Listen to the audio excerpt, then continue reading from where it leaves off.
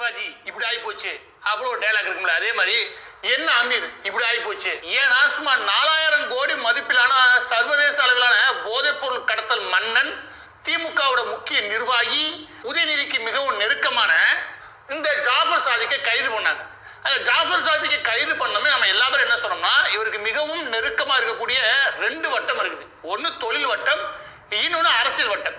அந்த தொழில் வட்டத்தில் மிகவும் முக்கியமான நபர் இந்த அமீர் அவர்கள் தான், இயக்குனர் அமீர் அவர்கள் தான். அவரை கூப்பிட்டு ஒழுங்கா விசாரிச்சோம்னா இங்க பிலிம் இண்டஸ்ட்ரி, இங்க திரைப்படத்துறையில் ஆரம்பிச்சு பிலிம் இண்டஸ்ட்ரியில் ஆரம்பிச்சு பிற துறைகள்ல இவர் என்னென்ன கான்டாக்டை இவருக்கு உருவாக்கி கொடுத்தார் நல்லா புரிஞ்சுக்கோங்க.